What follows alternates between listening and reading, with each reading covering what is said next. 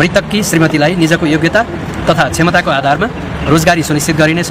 साथै मृतककी छोरीको उच्च शिक्षासम्मको अध्ययनका लागि स्वर्गीय गणेश नेपालीलाई शहीद घोषणा गर्ने सम्बन्धमा प्रचलित कानुन, विगतको अभ्यास तथा गठन हुने छानबिन समितिको प्रतिवेदन र सिफारिसका आधारमा नेपाल सरकारले आवश्यक निर्णय प्रक्रिया अगाडि बढाउनेछ।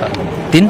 घटना घटेको दिन उक्त घटनास्थलमा फिल्डमा अग्रभागमा खटिएका काठमाडौँ महानगरपालिकाका महानगरीय प्रहरी बलका कर्मचारीलाई पछि छानबिन आयोगको प्रतिवेदन र सिफारिस बमोजिम भइजाने गरी हाललाई निलम्बन गर्न काठमाडौँ महानगरपालिकालाई जिल्ला प्रशासन कार्यालय काठमाडौँबाट लेखी पठाउने।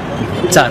काठमाडौँ महानगरपालिकाको आगामी बस्ने कार्यपालिका बैठकको निर्णय अनुसार मृतककी श्रीमतीलाई निजको योग्यता तथा क्षमताको आधारमा रोजगारी सुनिश्चित गरिनेछ। साथै मृतककी छोरीको उच्च शिक्षासम्मको अध्ययनका लागि काठमाडौँ महानगरपालिकाबाट सम्पूर्ण खर्च समेतको आवश्यक प्रबन्ध मिलाइनेछ।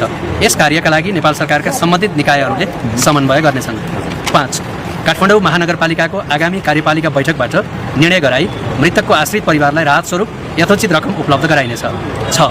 मृतकको अन्तिम संस्कार सद्गतका लागि आवश्यक पर्ने सम्पूर्ण व्यवस्था तथा काठमाडौँमा गरिने कार्यक्रियाको आवश्यक व्यवस्थापन काठमाडौँ महानगरपालिकाबाट मिलाइनेछ।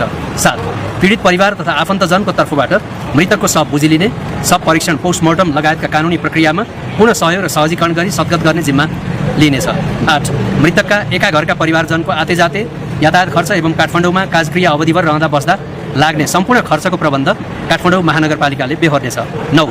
पीडित परिवारका एका घरका परिवारको स्वास्थ्य बिमाको कार्य स्वास्थ्य तथा खाद्य स्वच्छता मन्त्रालयबाट गर्ने गरी आवश्यक व्यवस्था मिलाइनेछ।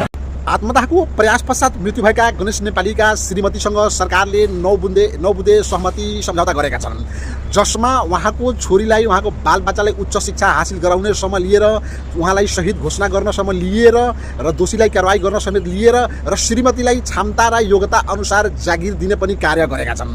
म झोलेहरूलाई के भन्न चाहन्छु, तपाईहरू शान्त बस्नुहोला र यो सरकारले गरिरहेको काम गर्न दिनुहोला, किनकि म यति भन्छु र यति विश्वास दिन चाहन्छु, यो सरकारले कुनै पनि नागरिकसँग कुनै पनि समस्यामा परेका व्यक्तिसँग यो सरकारले गद्दारी कतै पनि गर्दैन भने विश्वस्त छु र सारा नेपाली पनि विश्वस्त छन्, केही झोले बाहेक।